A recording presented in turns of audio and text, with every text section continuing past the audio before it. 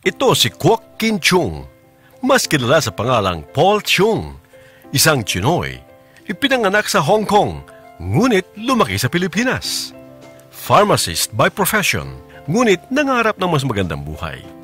Kaya bit-bit ang pag-asang nasa ibang bansa ang kanyang kapalaran na maiangat ang kabuhayan ng kanyang pamilya. Lumipad patungong Hong Kong si Paul kasama ang kanyang asawa at mga anak. At that time, naging OFW din ako. Ang Filipino, makapamilya eh. So, I bring my families there, including my kids. I work there as OFW. So, I switched line from being a pharmacist to banking. Nagkaroon man ng trabaho sa ibang bansa, ay hindi pa rin naging sapat ang kanyang kita para tustusan ang pangangailangan ng kanyang pamilya. Hong Kong is one of the costliest cities in the world na pinakamahal ang cost of living. Kayod kalabaw, ika nga, ang ginawa ni Paul sa Hong Kong. Maayos nga ang kita, pero nasasakripisyo naman ang oras sa kanyang pamilya. Sabi ko, God, please give me one more chance. I really want to have more time with my kids. I don't want to work for the rest of my life just for money. I want to work and then I have enough time for my family. Tila sinagot naman ang kanyang dasal na nagpabago sa takbo ng kanyang buhay. And then it came an opportunity. Uno came. One of my friends offered me this opportunity.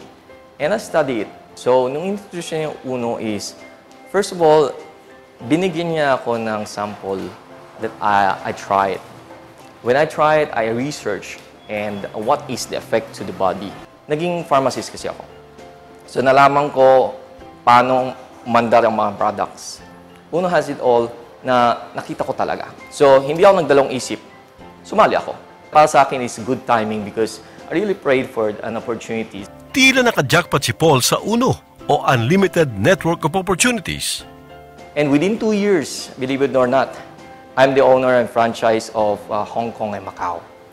And that was an achievement. And hindi pa yun. Binigyan pa ako ni Lord na sabi niya, answer prayer. I'm the owner of my own business. So the good thing is, I'm not only financially stable right now, I can be there with my kids anytime they need me. I can travel with them right now. We have the luxury of kumain sa labas. We have the luxury of planning to go anywhere we wanted. Dati kasi guni-guni hindi namin may plano. No, right now, gastos is not an issue anymore.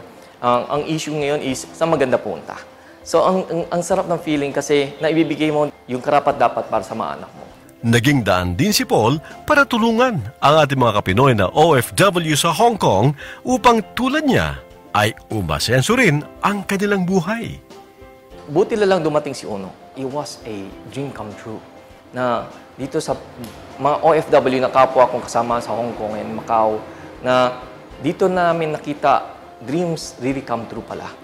Narito ang mensahe ni Paul sa mga kapwa OFW na nais ding umasenso. Meron kang heart to success. Yun lang ang kailangan mo. May pangarap ka sa buhay mo. Prioritize that family comes first. Nangarap, nagdasal, at nakamit ang tagumpay. Nawa ay nakapagbigay kami ng inspirasyon sa kwento ng buhay ni Mr. Paul Chung ng Uno Hong Kong. Sense of Pinoy.